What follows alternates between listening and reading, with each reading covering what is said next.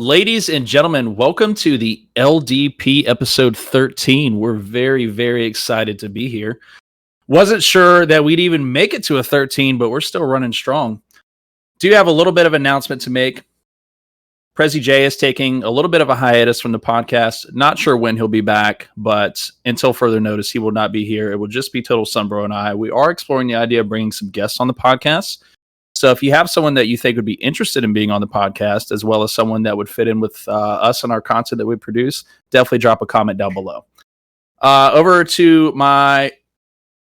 here is Total Sunbro. Hello. Sunbro, tell me a little bit about what you've been playing lately. Just two games recently. As everyone knows, I'm primarily a Destiny 2 streamer. But I've been playing a ton of that game, so I wanted to step back from it. And so to absorb the void that would be taking into my time, mostly I've been playing Final Fantasy 14 Online. Hey guys, if you didn't know, it's free through Heavensward. That's its first expansion, level 60, unlimited playtime, and I really recommend checking it out. Separate from that, I'm also doing a Let's Play Soul Lock run of Diamond and Pearl with my good buddy Lightsaber. And I don't know if you're super big into Pokemon Wrath, but do you know what a Soul Lock is? No, actually, I don't. I see the Nuzlocke stuff on Twitch all the time, and I have no idea what it means. So a Nuzlocke, there's rules. So there's rules for your game. Some people play Nuzlocks randomized. Some people play them, as the game would normally be. But those rules essentially are, if a Pokemon faints, it's dead. Like, it died in the game. You can't use it anymore. There's no bringing it back. So if it reaches 0 HP in or out of combat, so like if you get poisoned and your Pokemon dies to poison, walking back to the Pokemon Center, that Pokemon's dead. You need to put it in the bin. You can only catch and use on your party the first Pokemon you encounter in an area. Those are the two main rules. Now, on the run that Lightsaber and I are doing, it's randomized. So it's randomized Pokemon for the current and all the previous generations. So you can run into any Pokemon anywhere. Case in point, I ran into like 2 Mewtwo's and a couple Moltres directly outside of like my starting town. And the Soul Lock, the difference between that is a Nuzlocke is typically a solo experience. What the Soul Lock is it's all those same rules, but your Pokemon are paired with a partner's Pokemon. So, say I start with a Charmander, my partner starts with a Squirtle. His Squirtle and my Charmander are linked. So if one of our Pokemon dies, both of our Pokemon are dead. And you have to play through the game like that. Yeah, I bet that really increases the difficulty of it. Or potentially, I mean, if you get your hands on some sick Pokemon early on, then, could also make it much, much easier. We had some real bangers. If you haven't checked it out, you can check out my YouTube at Total Sunbro. I have daily uploads there for that series, up live at 10 a.m. And that'll be every day going forward until we complete the Soul Lock challenge. But for us, all the Pokemon are randomized, all the Pokemon moves are randomized, all the trainers are randomized, all the trainers' Pokemons are randomized, all the items are literally everything. Everything that we could randomize is randomized in the game. So it's quite a challenge. Like we've lost 3 Pokemon so far total. 6 between the two of us. So I've actually got a question for you. So I've seen a lot of this randomization going on a lot of streams, a lot of videos on YouTube, etc. How do you actually set that up? Like if I wanted to play like Ocarina of Time with a randomizer, how does that work? So with Ocarina of Time specifically, I don't know. Now, what I will say is that if you're doing this, it's always courteous to make sure you own the games that you do this with, right? Because you want to make sure that you're paying forward to the creators, to Nintendo, to Pokemon Freak. But Lightsaber and I both own those games, like physical copies of those games. And so what we're doing is we're running an emulator on our PC, and we're playing an emulated version of that game. And then we have a program that will take the game file and randomize the actions therein, if that makes sense. and it kind of jumbles everything up. It doesn't jumble up the story or anything like that. It's the same story told through the Pokemon game. It just randomizes all the encounters and what we're going to experience. And the last rule is that between the two of us, we can only have one primary type of each type. So like if I get a ground type Pokemon, that's the only ground type Pokemon that can go on either of our teams. So it's a lot of balance. It definitely adds to the challenge, but it makes really like high and low moments. Like you look over at the other screen and your teammate's being sketchy. He's pushing a fight like one turn too many when he should have potioned up or something. Like you're like, bro, I'm not ready to say goodbye to that Charizard or something like that. You know what I mean? It's really interesting to me how much of a cultural phenomenon that Pokemon has been. Mm-hmm. Like I don't know if you remember all these different things, but I remember like when I was real young, like I would get like people in my family that were giving me like Beanie Babies and stuff, and they're like, these are gonna be worth money one day.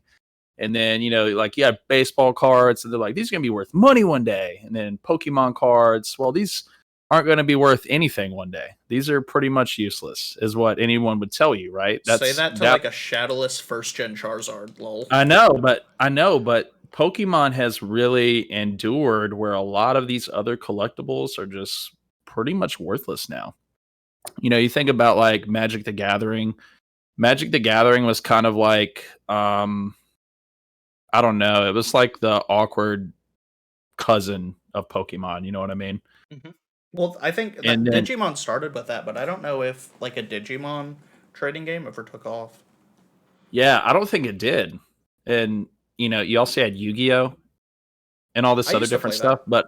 but yeah, me too. But Pokemon really has stood the test of time, and not only has it stood the test of time, but it's really evolved and grown, no pun intended there, into something that's much bigger than anyone ever expected it to be. Well, So part of it I'm is what brand recognition, right?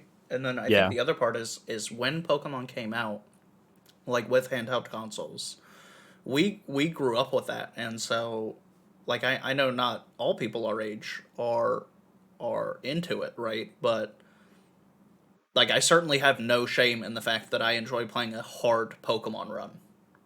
You know what I mean? Or like playing like the challenge. And it's actually more fun to play like the way that we're playing right now with the solo lock. It's a lot more fun than your typical playthrough because normally you just steamroll everything, you know what's going to happen 100%. But like there's nothing stopping like right now, like a basic Pokemon from just having a one-hit attack and it wipes out, it can wipe out your whole team potentially. It can just stonewall you if you don't prepare for it, right? Um but yeah, that's what I've been playing. I saw that you've been playing. Well, we played Ghost Hunter Core, on the last LDP podcast, and if you haven't checked that out, it's the previous video. You can find it here on this channel.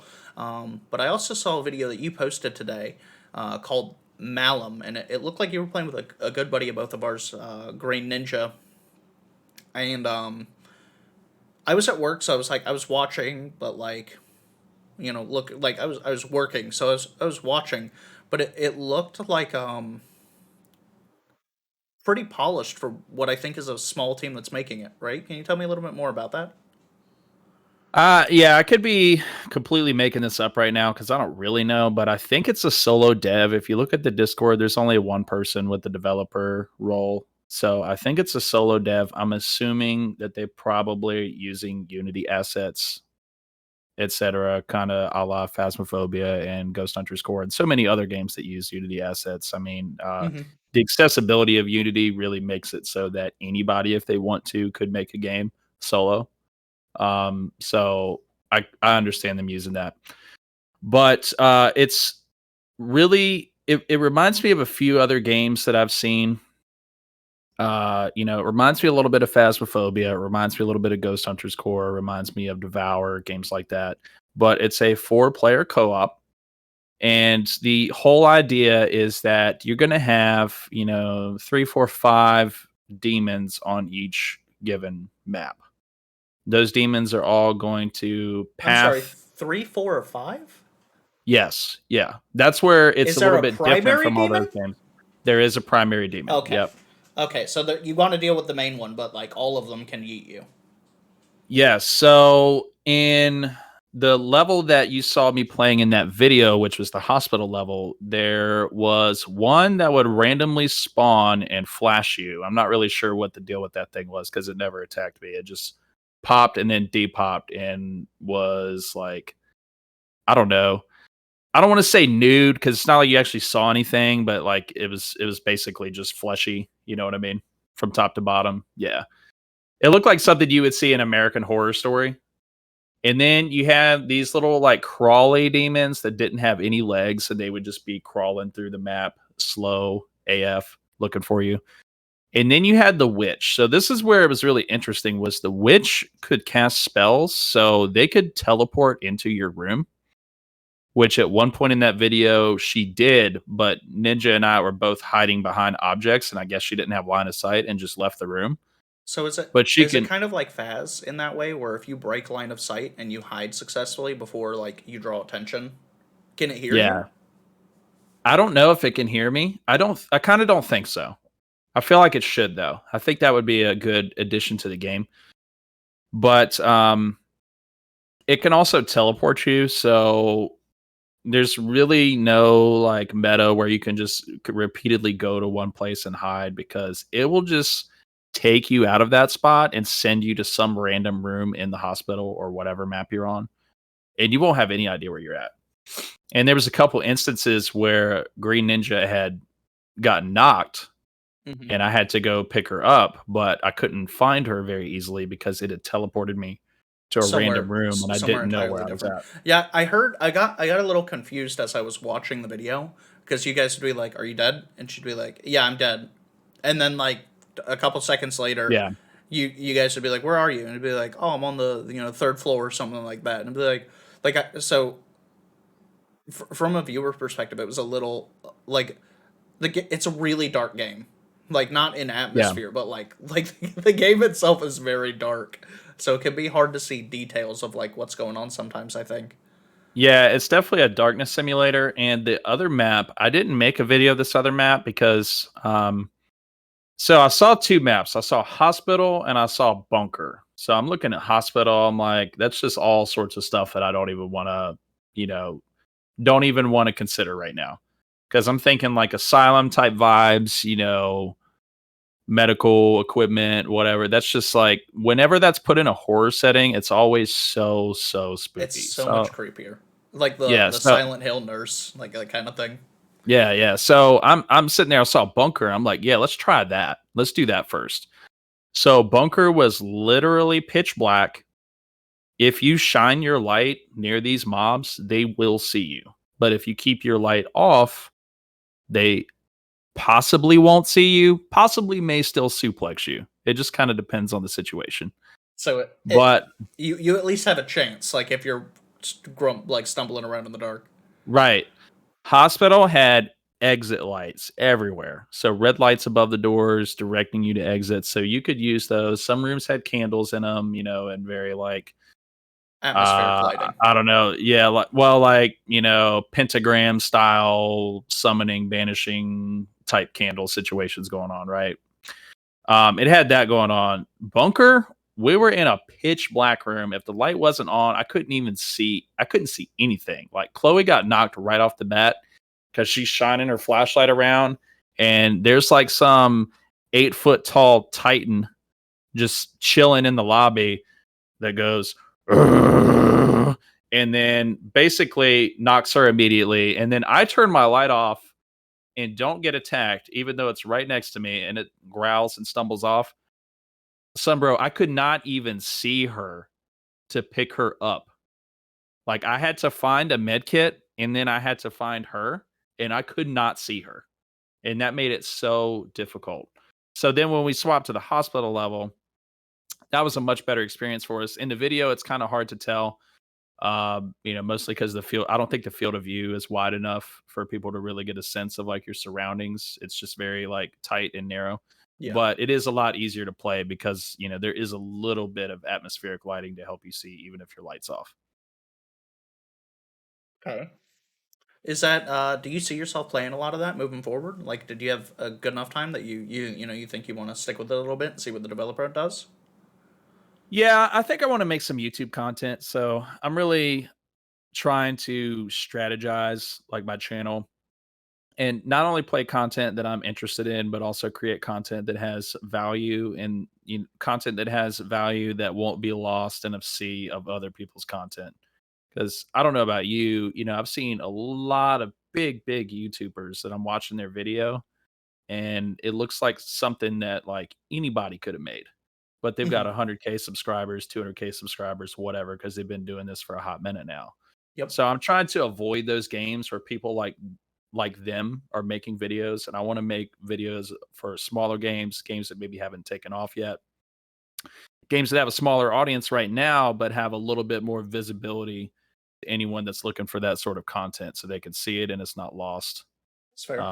In the sea of other YouTube videos out there. Yeah, for sure, 100%. Um, What did you think of our? We never really talked about it because it was super late. But what did you think about our Ghost Hunters Core playthrough the other day? What was your thoughts on that game?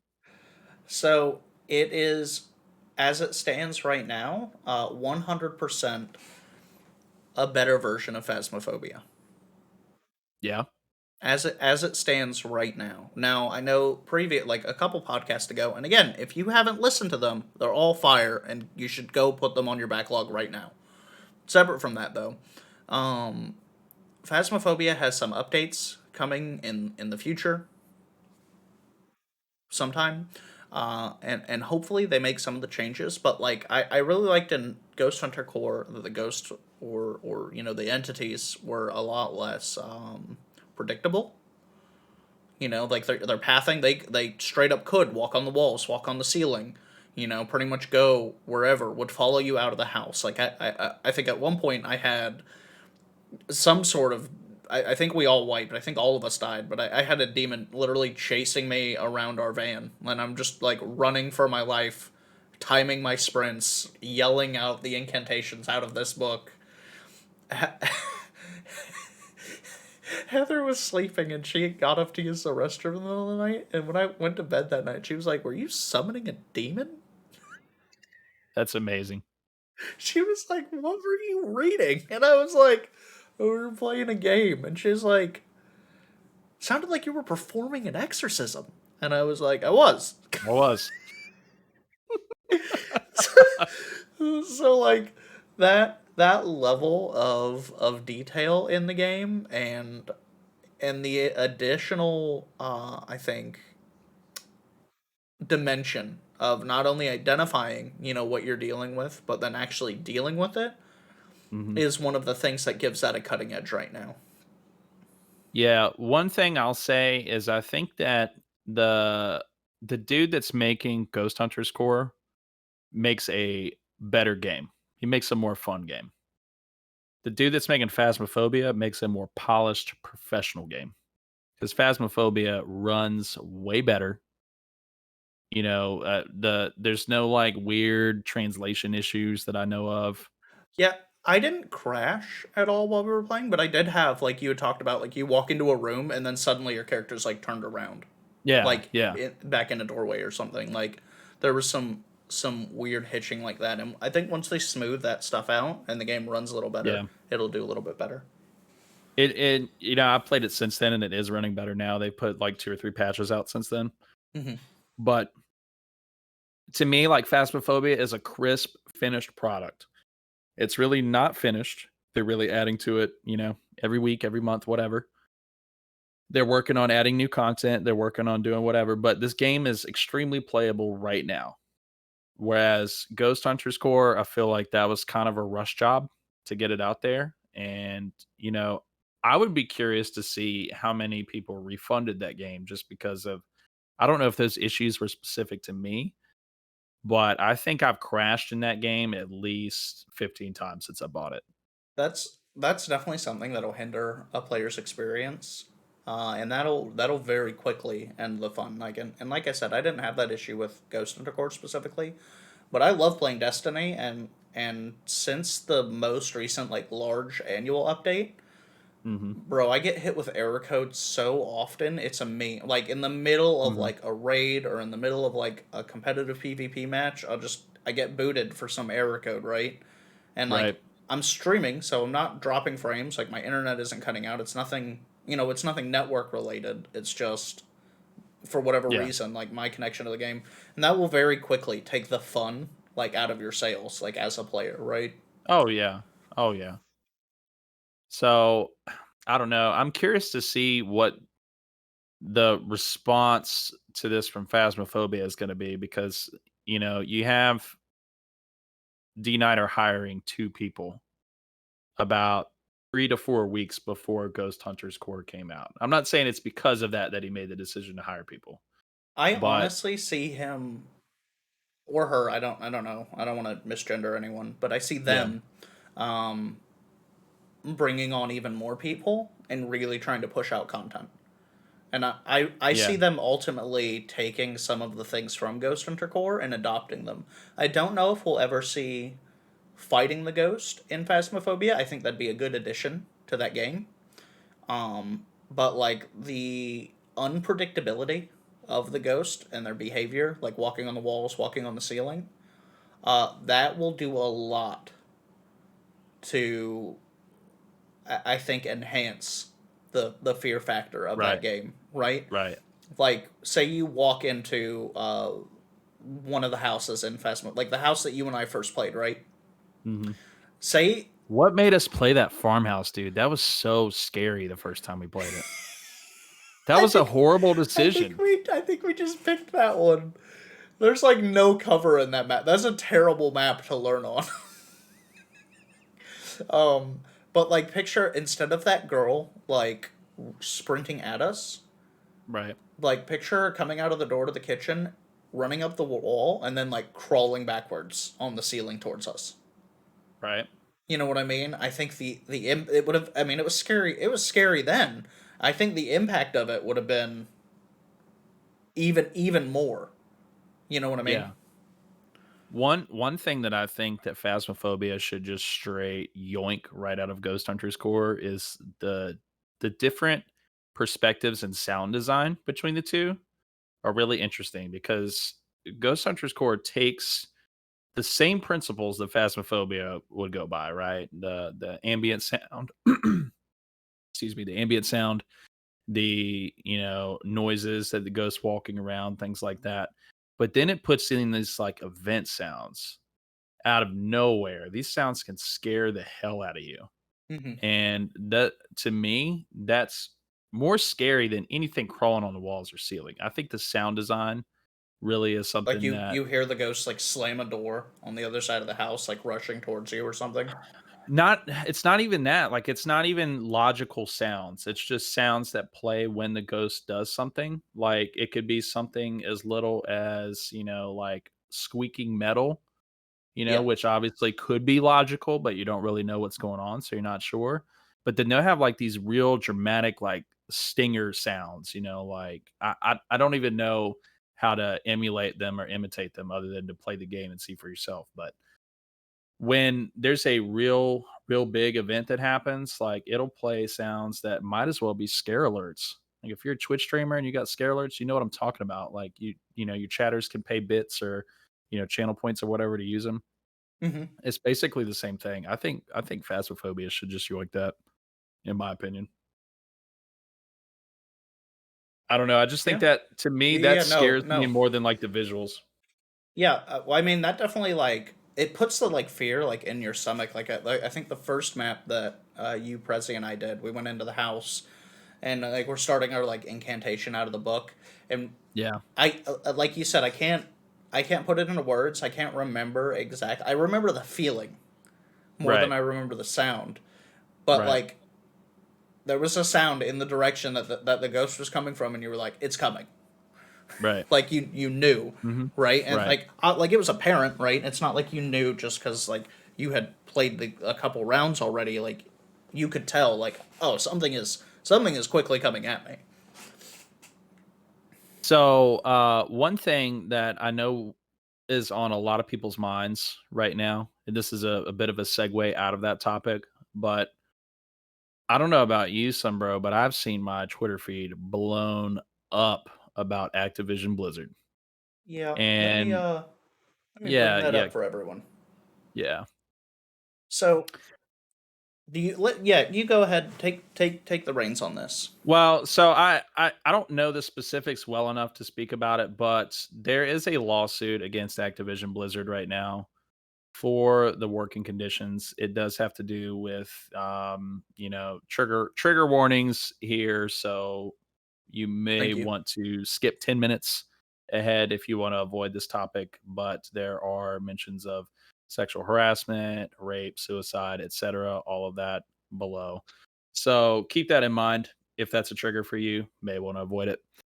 Anyway, there's a lawsuit going against Blizzard for working conditions with different females that have been employed in various situations, one of which resulted in a suicide. Very sad story. Absolutely disgusting to read through all the allegations that are made against them. And it's hard to really treat a situation like that as innocent until proven guilty just because of the nature and the numerical value of the allegations. But, Just the obviously, quantity. The quantity yeah, of people coming forward is we what. don't we don't really know for sure, but Sumbro, I think you know how I feel about stuff like this. I don't really have a good warm and fuzzy feeling for these huge companies and the people they employ. I think it just creates an environment where the wrong people in the right place can make horrible decisions because they're in a position of influence. They're in a position where they make large sums of money. They feel like they're on top of the world. They feel like they're invincible. And I feel like their boundaries of what's acceptable and what's, you know, polite society just start to blur. Well, And I it think becomes a what's lot of best it for is the their mind. qualities that you have, right, in your Yeah. leadership. And this Yeah. is anywhere. So both you and I have been in leadership positions at large companies. Yeah. Now, I wouldn't Right. say anything close to like an executive level, at one of these companies, but in our Yeah. own Middle little. management. Yeah. And there needs to be accountability for leadership in any Right. role, to be setting an example and an expectation, like of respect, and that the folks working for, around, or under you feel safe. No one should have to feel threatened, scared, or worried, when they go to work about, what might transpire. And just to cite what some of the claims of the suit are. And again, like Wrath said, trigger warning. If this isn't for you, we 100% understand. Please skip ahead 10, 15 minutes. We will also Yeah. put timestamps in the video so that you guys know when you can just avoid this topic if this isn't something you want to hear. But quoting an article from Vulture, the suit claims that men in the Activision Blizzard office would engage in cube crawls where they'd get blind drunk and wander around the production floor, often engaging in, quote, inappropriate behavior towards female employees, unquote. One woman cited in the suit says that she was frequently scored excellent performance reviews and significantly more revenue than a male counterpart in her marketing campaigns, but was still passed up for a promotion that he in turn received. Meanwhile, that colleague enjoyed private one on one meetings with the company's vice president. One of the most insulting details in the complaints states that the men in the office frequently spent their days gaming, delegating all of their real work to the women on the staff. I'm not sure. And further in the quote, the author of the quotes, or of the article, says, "I'm not sure if any lawsuit has better confirmed some of the worst stereotypes you or I may have heard about, or what the vibes are like in a gigantic, decades-old gaming studio." And it's something that's too prevalent in gaming. Obviously, it's not all studios, right? It's not all workplaces. But I think companies really need to take a hard look at what is going on, within their four walls, being their company. There's multiple buildings, but they need to take a look at what they have going on inside, and and really evaluate if they're doing right by the folks who are working there. because the men or women working in those companies are making these companies billions of dollars, right? And I don't think, like, my perspective at least, is that it should not be a Herculean effort or seen as something that would not be worth investing into. Like, the employees at these companies are what drive these companies, right? Like the woman in this article literally producing marketing campaigns that are literally, putting money straight into that company's coffers, right? Those people not only should be rewarded for their work, but also, like, as just a baseline, don't harass people anywhere, period, for any reason. Just don't do it. Yeah, and I think it's safe to say that a lot of this evidence and a lot of these accusations are particularly damning right out of the gate, right? Like the in particular the portion of it about the suicide, very sad. The cube crawls, that's, an absolutely horrendous business practice. I do think it's important to talk about the promotion piece because I don't feel like we have enough details on that because Sunbro, I'm sure you probably feel the same way, but promotions are not always based purely on results. Oftentimes, there's a bit of a game that's played organizationally and really, like the favorites, Yeah. regardless of gender, regardless of race, regardless of whatever.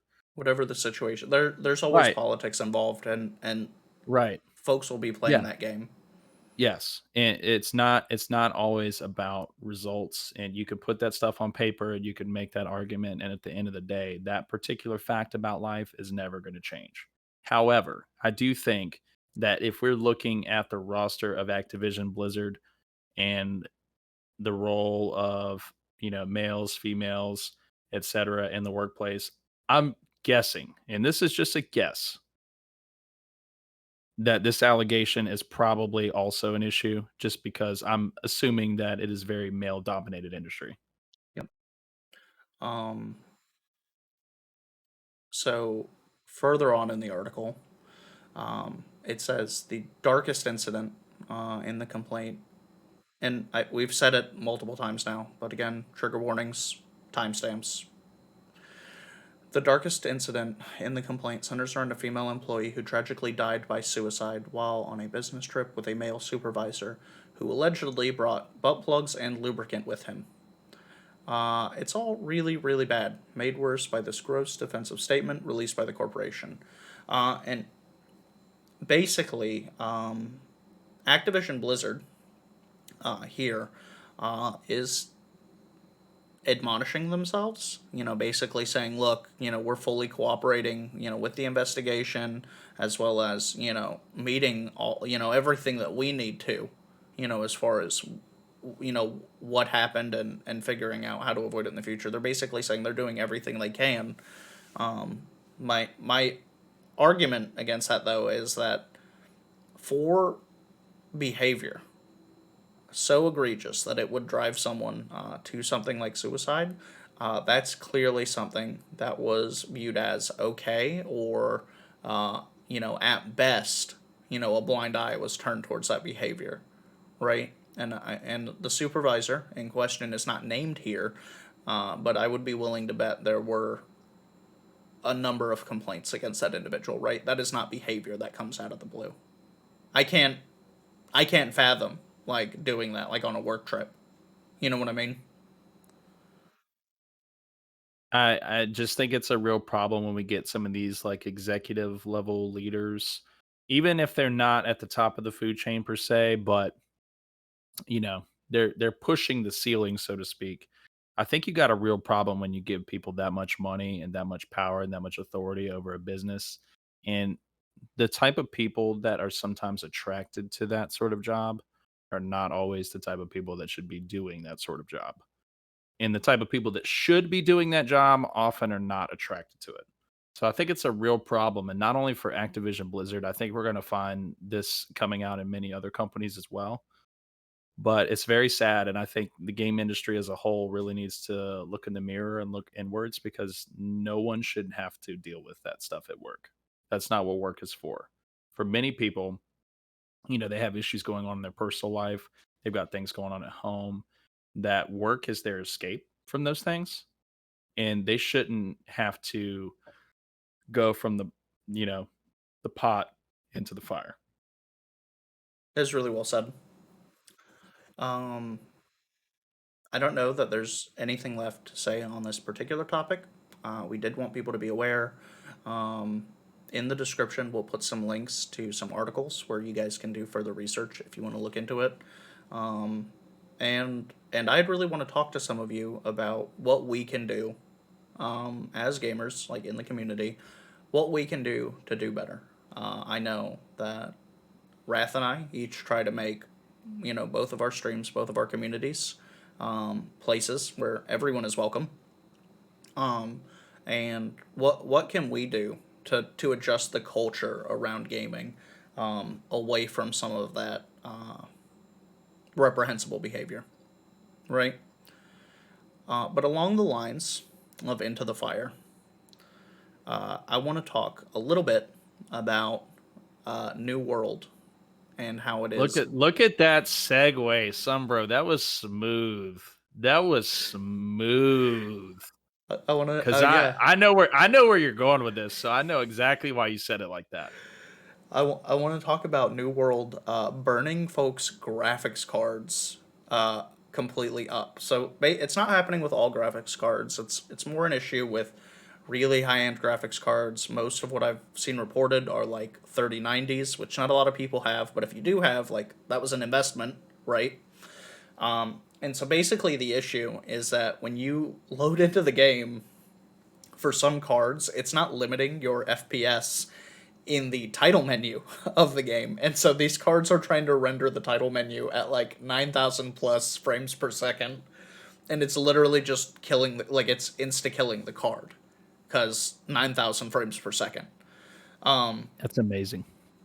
Think about 9,000 frames per second in a mostly still. Like, I don't know what the title menu for the game looks like. I've not played it yet, but like, it's a title menu. So this was brought to my attention via Twitter, where everyone gets their news. But I saw a clip of Glad playing the game, and all of a sudden his broadcast cuts out, and he's like, "Oh, my card's dead. Like, this killed my graphics card." So if you're gonna play New World, make sure to limit your FPS in your actual graphics card controller. So like if you have an NVIDIA graphics card in like the actual GeForce Now experience or whatever. How mad would you be? How mad would you be if you loaded up a game, just like the new hotness supposed to be, a decently fun time, and it on the title menu instantly burned out your graphics card? How mad would you be?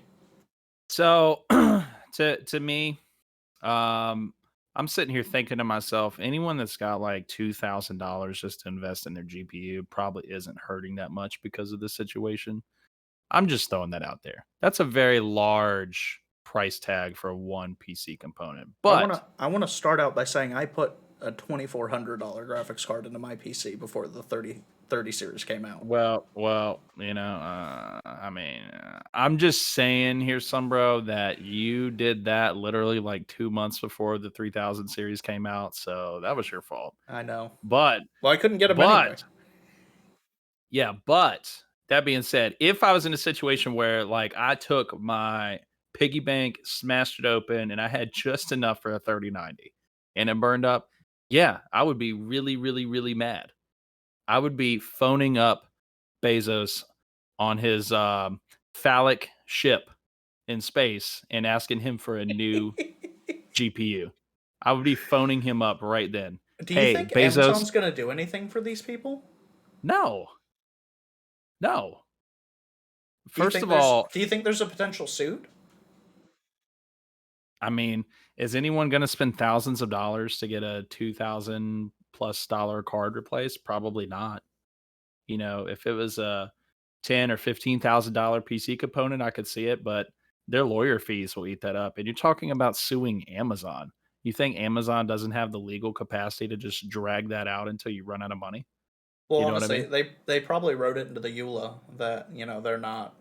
They probably there's probably an indemnity clause in the EULA for that game. Oh Like, yeah. Like, hey, if this like murders your cat, like it's not on us. Well, so not only that, but you got to think about how many people do you know have a 3090? I know one person with a 3070. But no one with a 3090.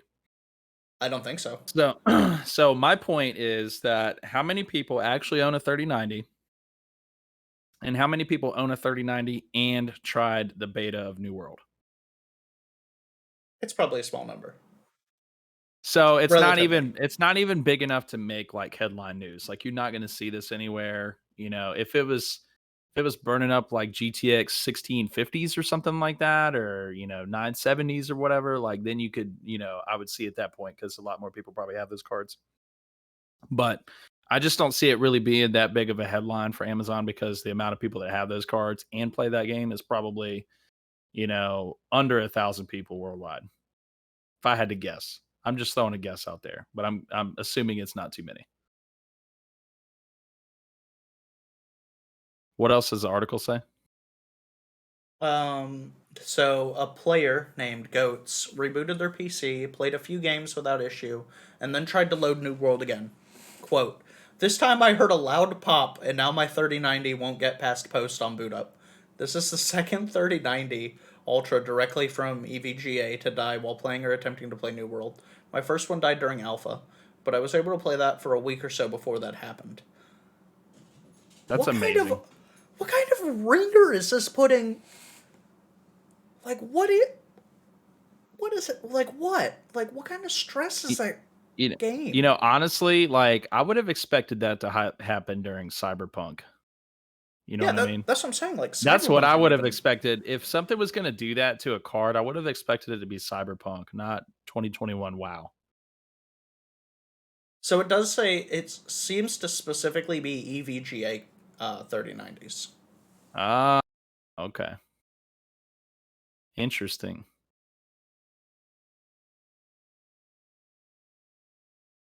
That's At really the time, interesting. EVGA claimed it had fixed the problem before a wide release, that it was only some review copies of their GPUs that went into the wild with bad capacitors, which is what seems to be causing the issue.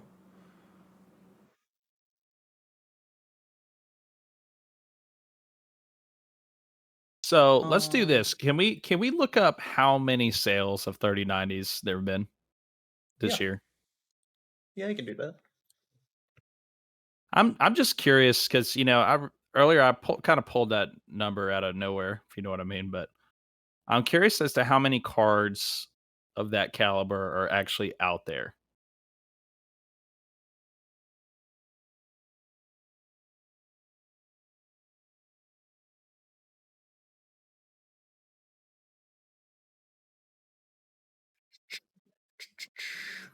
I'm gonna say 10,000. Uh, Before you find it, what do you think it is? Less. Less than 10,000 worldwide, Yeah. even to all the Bitcoin miners. Uh, mm, Dude, did you I'm see gonna give that you a place? range: eight to Did you 15. 8 to 15? Okay, I'll give you a range then too. I'm gonna say, you know what? I'm gonna go higher. I'm gonna say 15 to 20.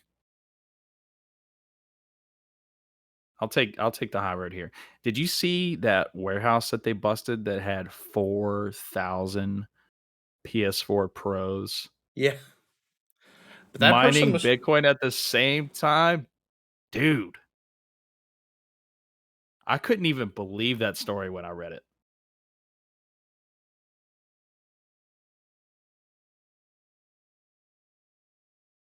You having any luck? Okay. So average eBay price. So I have quantity sold and the average eBay price at the time. So on. So this is through Tom's Hardware. They're updating this article on a bi-weekly basis. Um, and this is specifically looking at the latest generation of graphics cards, meaning NVIDIA's Ampere and AMD's Big Navi. This is through eBay. So through eBay, they've sold 334 3090s, 256 3080 Ti's, 656 RTX 3080s, 174 3070 Ti's, 762 3070s. 3060 Ti is 229. I think we overestimated. No. So I'm looking at a different article, and it's this in particular has the total quantity of 3090s as well Can as you all the link it to me? other, I'll yeah, pull it up. all the other RTX series. Where are you going to drop that in? Yeah. I'll just throw it in broadcaster discussion. All right. Chat, it's going to get a little weird for a moment. Bear with us.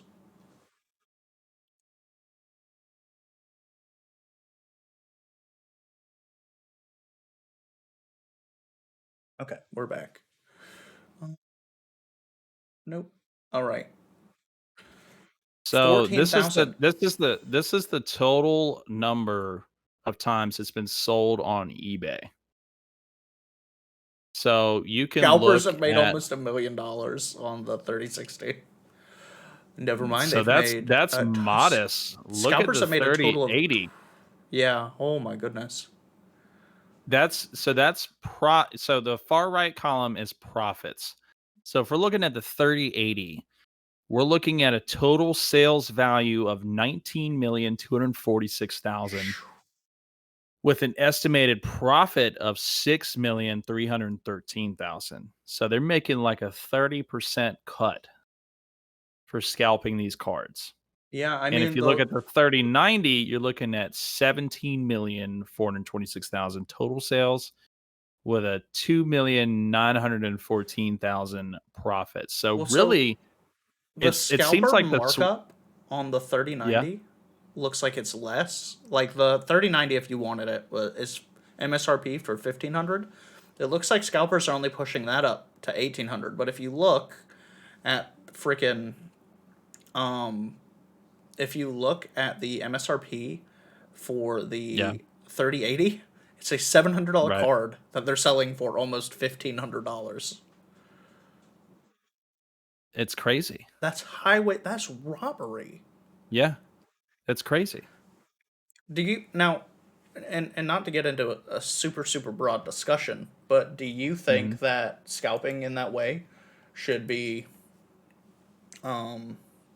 there should be some form of legislation taken up to kind of deal with that? No, I really don't think that it should be that way. I guess, I have like a few different feelings about it. For one, when that situation happens to me, and I've been trying to get my hand on a 3000 series card for since they came out, and I'm sure you might have felt the same way. I know many other people have been in the same boat as I am, and it's a bit frustrating to me to still, what, a Still year not have later, one. almost a year later, not be able to get one. Well, But it's I do you want to pay literally more than double MSRP for it? Right. But I do think that, the nature of our economy depends on the laws of supply and demand. So I'm not even really that upset with the scalpers. What's frustrating me is the fact that the industry cannot produce enough cards to meet the demand. And we're having to turn to these people and pay 2 and 3 times the price if we want to get one. Many people are not willing to do that But or can't do that or even whatever. if they were producing, say they were producing them at 8 times the rate they are now, you don't think scalpers would continue to buy those up? You know, uh, I don't know. That's I what I'm think it, saying. So like yeah. these scalpers are using bot programs to literally click and check out as soon as an item is listed, like the second, like and as a human being, your click and swiping over and going to checkout, you know, you could spend a year in Kovacs to train up for the moment to hit buy this item. You're not Mhm. going to beat a bot. Well, but this is what I'll say. Like, no amount of legislation is going to fix that issue because it's not a United States issue. It's not a UK issue. It's not a Germany issue. It's a global issue. So, And who knows where these people are at? do you think it would be better if companies kind of put their best foot forward and actually made sure humans were buying them? Yeah, I think that there really needs to be a process for authentication. Like I'll say this: as computing technology continues to grow, I'm not sure how much you know about quantum computing, but Not much.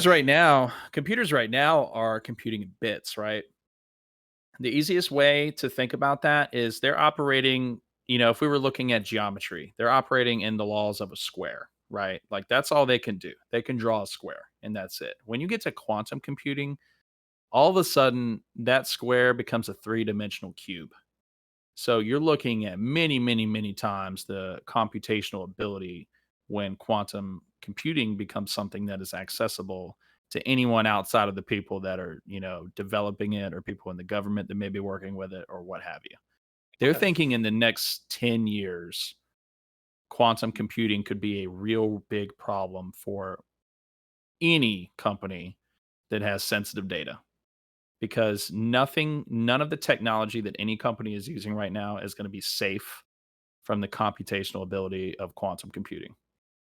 So I think right now we need to be, not just in this scenario, but every company should be on the backside Investing in working their on infrastructure. yes, investing in security against quantum computing and not only quantum computing. And, obviously that's a little bit What's off the topic we're talking about, but how many companies have been hit with ransomware attacks this year, oh, right? I know. I know. And I'm just sitting there thinking, why didn't I think of holding a Fortune 500 company hostage and stealing millions of dollars? And getting paid in I Bitcoin, so it's yeah, not traced. I'm over here making YouTube videos with 60 views, and these guys over here hacking Colonial Pipeline for millions of dollars. I don't know who even came up with the idea, and I'm not taking their side or anything like that because it's really nothing to, embrace or support. But those people are geniuses. You've got to think if they took that energy and that thought process and used it for good, they could solve a lot of problems in the world. But that's exactly what I'm talking about. And this is just the beginning. This is stuff that's been This happening is over the early course of the days. past This is very early decade. days. What's it going to be like 20, 30 years from now, especially when you introduce quantum computing? What's it going to be like? And are these companies and these governments going to be ready for that? Because I don't think they are. And I foresee, me personally, I think you probably know I'm a bit of a glass half empty kind of guy, but I'm foreseeing a lot of terrible possibilities that the world could take if we aren't working just as hard to To figure out prepare. how to secure these processes and to prepare and to have systems in place that will block any sort of attacks or any sort of automation in the situation with the 3000 series cards. We've really got to have this stuff buttoned down to where we only know that people are involved. Absolutely. So, another interesting topic in that regard is deepfake technology. Yeah. Because I'm wondering what the world is going to look like in that when is it going to be so believable, not just in terms of technology, because I think we're already there in some instances, but in terms of context. When are they going to be able to do it so well that you've got United States presidents saying horrible stuff on camera and you don't know whether it's something that's real or something that's faked, and you just have to So to trust the tweets of the to people that involved. end, I don't know if you've ever heard of Linus Tech Tips, the YouTube at this point conglomerate. Uh, yeah. Um, but they have done a video on deepfakes, and in it Okay. they took Linus, and they deepfaked him over one of his employees, and it is very believable right now. Right. But I'm that's what I'm I'm saying it saying. is very Yeah. believable right now. I think with public figures like you're talking like mayors and presidents and stuff like that, there that's gonna have to be there's going to be some sort of validation process that I guess folks come up to. Yeah. With folks like us, like how many hours right now is your face on the internet spewing word Uh vomit? Hold on, I'll tell you. Because I'm pretty sure if someone wanted to, they could take either of us, and we're smaller creators with significantly smaller total amounts, right? When you look at like Right. larger online content creators, I'm pretty sure you could make a video of them saying anything. About 498 hours. Yeah, yeah. That's So, counting Twitch and YouTube. yeah, I think I'm up. I think I just crested 13,000 hours streamed on Twitch. Not That's not counting YouTube. How much? 13,000. 13,000? Yeah. Let me double check that. I don't want to be fibbing here on the It's under podcast. it's under it's under insights and achievements on your creator dashboard Well, it's also for Twitch.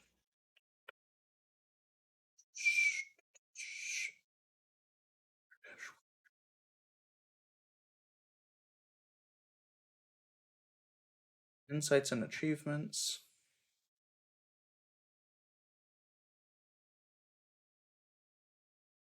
I'm interested to find out if that's a real number.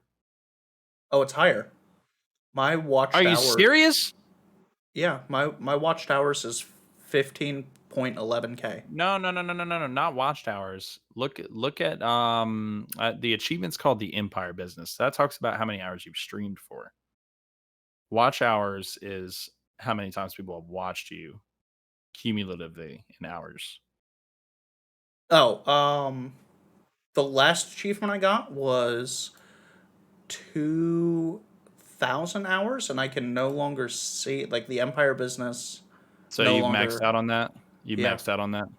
That's interesting. I wonder where it's actually at then. I wonder if there's a way you can find that out. Like, I wonder if there's a bot that will tell you that. channel analytics. Did you see that Twitch has been adding in DMCA tools? Have they? So Yeah. do you So mean do you if you mean to go protect streamers or to catch them? um well, I don't really know that it protects streamers so much as it gives them the visibility and tools they need to file a counterclaim if they want. So they can know who made the claim, when, what song, etc., whatever the issue was. And they are able to, in the same dashboard, I believe, either it tells them how to file like a rebuttal or whatever they call it, or an appeal, um, or they're able to just do it right off the dashboard. I don't know which, but they do have those tools in place now. It also tells you how many copyright strikes you have, and also copyright strikes on Twitch are no longer permanent. So So they fall that's a off. big deal. They do fall off, yes. That's a big deal because that was a big difference between YouTube and Twitch for the longest time since this DMCA issue has really been prevalent on Twitch, is that your copyright strikes never really fell off. So, I think for a lot of the big creators, there's a big disparity in how Twitch applies a lot of their policies. I'm sure that streamers like Nick Merckx and Tim the Tap Man and some of those ones that have been around for a long, long time with a lot of followers, they've been streaming copyrighted music for a long time. Yeah. I'm sure the bots found those videos and probably filed hundreds of DMCA complaints. When the So, worst thing too is like a DMCA complaint isn't just it's for a section. So you could get yeah. multiple DMCA Mhm. strikes for one Yeah. song. Right. Like it's not like you get a strike and then you're safe. Like Right. It's not that's like they strike you once per video even if you played 35 copyrighted songs. Yeah, you would get 35 Yeah. your channel would like instantly get Right. deleted. Yeah, Right. so far as I can tell, it 100% caps out at the tier 4 stream for 2,000 total hours. Yeah. I hit that in March of this year. Jeez. And at that point you've been streaming for a year, right? Yeah, So you're just you're about. probably you're probably sitting around 3,000 right now, Yeah. if I had to Okay, so guess. I was quoting the wrong figure. Yeah, my watched hours is 15 Where do 15,000. you see your watchtowers at? Kind of a big deal. Okay. Let's see. I'm at 2,000 watchtowers. So I'm a lagging a little bit behind you. So I was you and I talked a little bit about this, but it's really hard not to let metrics like drive your Mhm. content choices or Mhm. also just Right. drive you insane.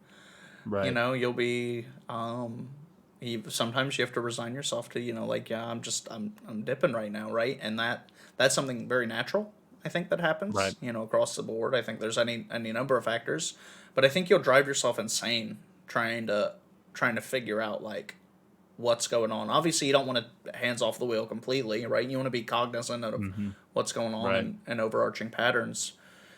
But like recently, like my growth has definitely like slowed a ton from where I was hitting like average viewer wise to where I'm sitting Right. now.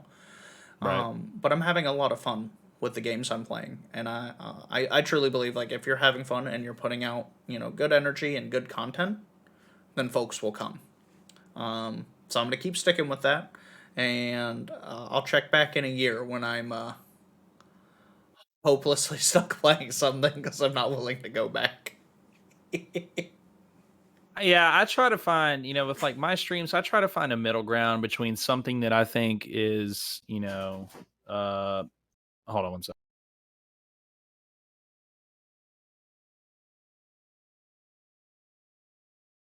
Sorry. Something that I think is, like if I was considering my stream a business, right? Like something that would be a good business decision that would be a net positive for said business, right? So I'm looking at a game that, has a good viewer to streamer ratio, something where, it doesn't take literally 2,000 scrolls of the mouse wheel to reach my channel if somebody's got sorted high to low. Um, anytime there's a category like that for me, I just won't stream it.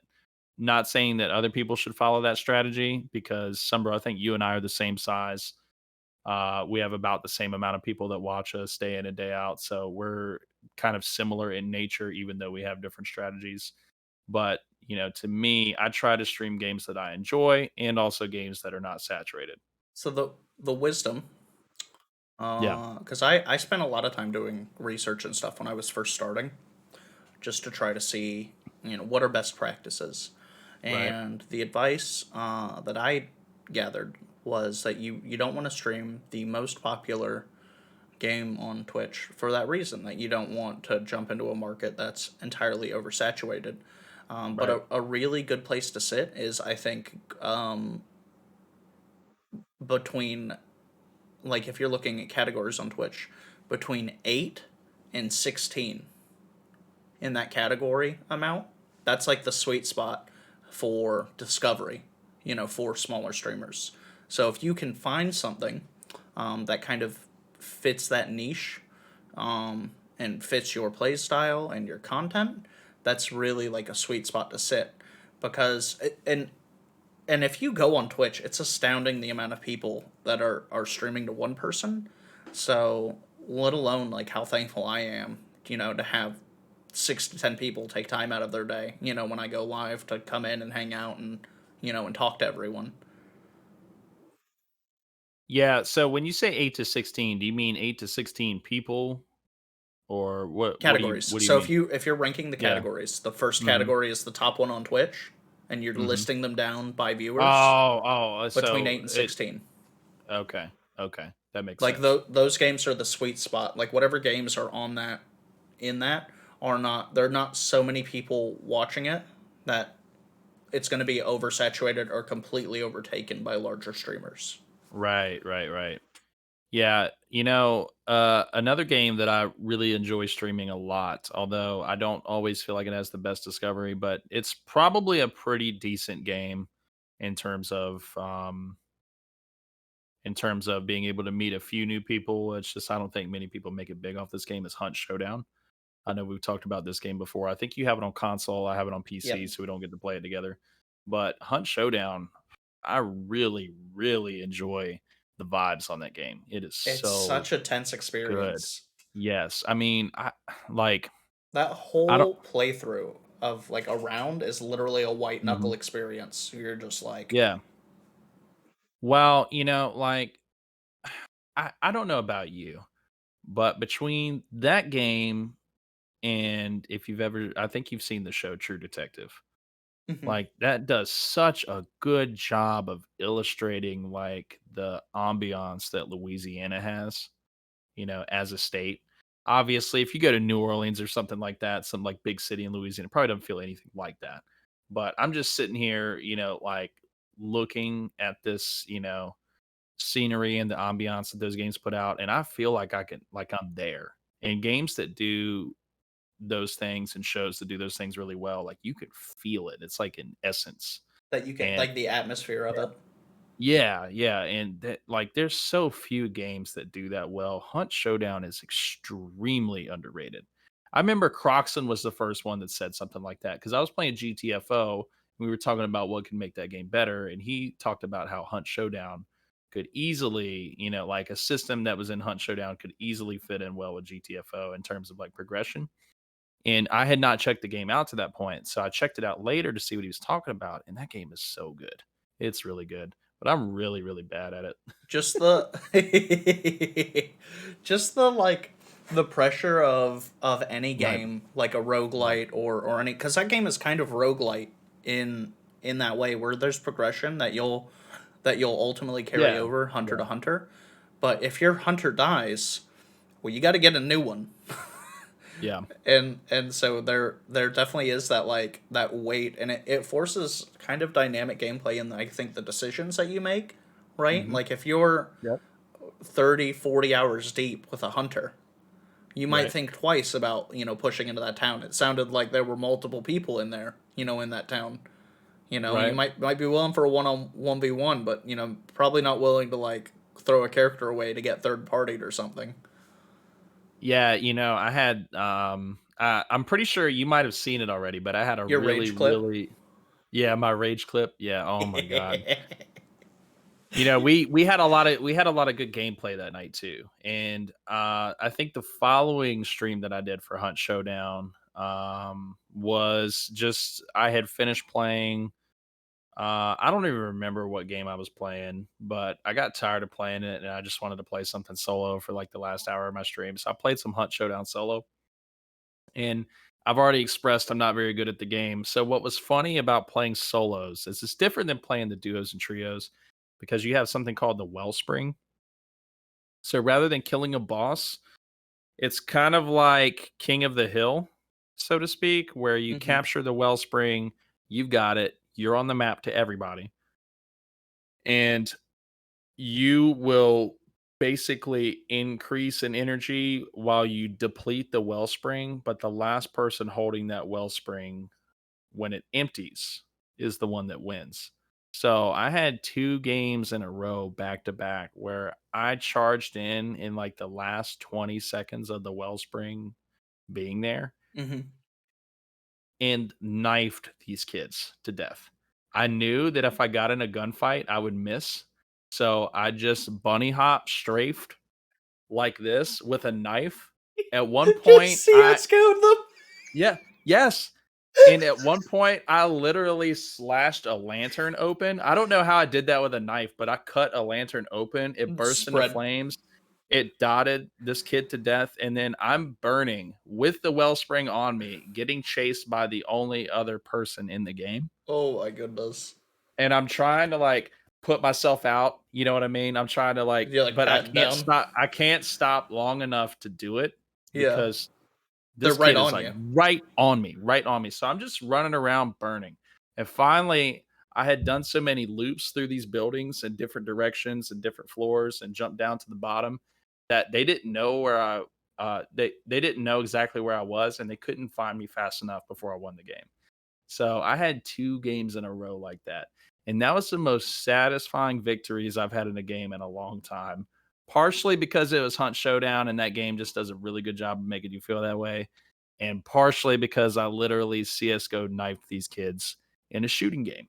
That was so much fun. I really, really, really enjoyed that. Speaking speaking of fun and victories, let's move on to our final segment, Battle of the Games. And if you can read it down below, or if you're listening, the Battle of the Games this week consists of Phasmophobia and Ghost Hunter Core. Both games that have a strong paranormal element, but have ultimately wildly different ways of achieving victory in those games. So, Wrath, I want to hear you start out. Which game is better and why? Well, I think we've already talked about this a little bit. So, some of this may be repetitive from content earlier in the podcast, but as far as games that are I'm going to put the pros and cons up for each. Okay. Ghost Hunters Core, let's start with the con. So, the con is it crashes all the damn time. That's horrible. Horrible experience for me starting out. Seems like it might be fixed now, so maybe that's no longer an issue. But even without the crashes, you can tell it's a little rough around the edges, pretty much all of them. But that being said, the pros of Ghost Hunter Core is that to me, a lot of the mechanics make a little bit more sense. So in Ghost Hunter's Core, you can block a ghost with the door. They can break the door down, but they're not phasing through the door, right? So to That me, makes more sense to you? it makes more sense in terms of playability and game design. Okay, So obviously, none of this makes sense in terms of reality. that's fair. So, but in playability and game design, I should be able to barricade myself in a room from a wandering AI entity, right? So, and you can do that, and you can use those doors to basically kite a ghost during a hunt until it stops hunting and then leave or whatever at that point. I think the sound design is better. I think the general idea of the game is better. I think the execution of the game is much worse than Phasmophobia's execution of their concept. So, what Phasmophobia to me, the cons are the game is boring. It's not scary at all in the slightest anymore to me.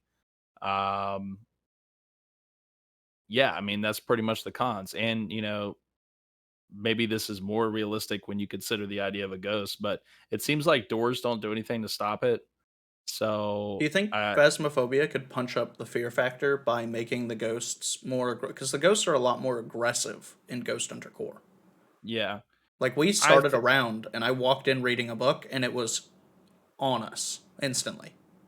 Yeah, I definitely think that there's a sweet spot to be had with the difficulty level. I think Ghost Hunter's Core is probably too aggressive.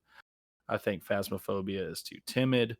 But, there's a lot of other factors you got to consider, like map design as well. Like, if we talked about turning up the aggression on a ghost and we're playing Asylum in Phasmophobia, you're talking, you probably, unless you all die, you've got an hour round ahead of you, at least an hour, because you remember how long our let's play was. Our let's play took a Oh while in my god. Asylum. Even in And high school, trying to yeah, find that hallway ghost. right. So I don't know. To me, if I had to pick one right now, I would say Ghost Hunters Core all day because to me it's just more fun, I think more the scares. I think the map design is better in Ghost Hunter Core 2. But the Yeah. maps are still large enough for you to wander around, but they're not so expansive that you're never going to see the ghost. Which is You mean something that you go you ahead. mean you like the Unity assets that they bought for Ghost Hunters Core better than the ones they bought in Phasmophobia? Absolutely. Just because Phasmophobia can be a tense game, but when you're playing like those Mhm. really expansive maps, it's Mhm. cool to play in a location that has that kind of scale. But I think Yeah. like something that would make Asylum better is if Patience went crazy and barricaded off some of the areas, right? Mhm. So maybe it still has some of the verticality, but you can't wander as far. Like there's so much time you spend in Asylum just walking down what feel like infinite hallways, checking Mhm. doors on your left and right. You know what I mean? And that was something I liked over Ghost Hunter Core more was that the maps were you still could wander around them. There was still room to move about, but Yeah. it wasn't so expansive that you're not going to find the ghost. Well, one thing, speaking of map design, that I appreciate that Ghost Hunters Core did a really good job at is they made all of the areas feel lived in. Like those houses felt real to me. Yeah. The houses in Phasmophobia, everything is so barren. It looks like I'm, Everything is cookie cutter perfect. Like a house made yeah, up the beds, yeah, it cleaned the house, and then we're like, yeah, well, guys, we're going on vacation. Let's get these ghost hunters in here. yeah. And, like there are people out there like that. I used to have a supervisor that professed to me that he cleaned his house every day before he left for work to perfection because he was scared of what people would find if he died on the highway or had a heart attack or whatever. He was scared of what people would think of him in his house. I mean, I'm not saying I agree with it, but there are people out there that are like that. I could understand that if somebody's got a haunt going on, they want to get out of there, but they're embarrassed of what people would see in their house. I get it. But it's literally every map. It's It's every every map's map. pristine, Yeah. like cookie cutter pristine. Yeah. The only ones that feel lived in are the farmhouses, but the spoiler to that is no one would live in those houses because they're so creepy. No one Yeah, would live there. Even yeah. if it wasn't haunted, I would No not one's live having there. eggs and bacon Yeah. in the morning at the Hillsdale Yeah. farmhouse or whatever. Yeah, yeah, Bleasdale. Yeah. Yeah, you know what I meant. Oh, no, I agree. I agree. Right now, I think Ghost Hunter Core is the better overall experience, Mm, but they need to tune up how often the game crashes. Phasmophobia really could do a lot to incorporate. I mean, Ghost Hunter Core literally ripped off Phasmophobia. I don't think there would be any shame with Phasmophobia doing literally the same thing and going like, "Hey, those are all really good ideas. Let's put them in our game." mhm. Like, I wouldn't be upset with a Phasmophobia that, like you said, was a little more lived in, where there was an actual recourse for dealing with the entity, rather than just identifying it. And I'd like Mhm. to see Phasmophobia a little more aggressive. Yeah, I'm kind of holding out for Phasmophobia in this battle of the games though, because like today my vote is Ghost Hunter's Core, but I'm thinking in my mind, if There's they so much pull they could off do. what I think they're gonna pull off with Phasmophobia, having a full dev team, uh, I'm scared to see the ideas that they come up with Dude, because I'd, I I'd think even like to see them pull in, like, do you remember when The Grudge came out when we were younger? I never watched The Grudge. As much as I stream horror games, I don't watch horror movies. So it was pretty spoopy. If they could pull that, like that kind of creature, like in the moment creature, like that's Mhm. scary right now Yeah. because that's what's out Right. into the game, and Right. like have that, like you're playing and suddenly like there's a little boy like yells at you like a cat, and then there's some creepy girl with like wet hair that just rips you and shoves you into a bathtub like through the Right. drain. That'd be terrifying. Definitely. That'd I be think terrifying. yeah, I think so this is one good it's a good point to bring up. I think both games need to work on their kill sequences. Yeah, because it's kind of like So, in Phasmophobia. We've talked about it before, but in Phasmophobia, you just see hands come over your face and then you're dead. And then I don't 100% know what happened. Like in Ghost Hunter, you kind of just get thrashed. I guess is the best way. Like the ghost just hulks you to it's death. nothing scary about it. Yeah. Yeah, I think some games rely on like the jump scare screams a bit too much. I don't think it needs to be always inherently scary so much as it just needs to like feel like it's part of the game and not, there needs to make be the consistent like yeah. atmosphere of the game, Mhm. but the constant jump scares remove the punch of them. Yeah. Yeah, I think Devour is really bad about that. If you've ever played that game or watched people play that game just overuses jump scares to the point that they're not scary anymore.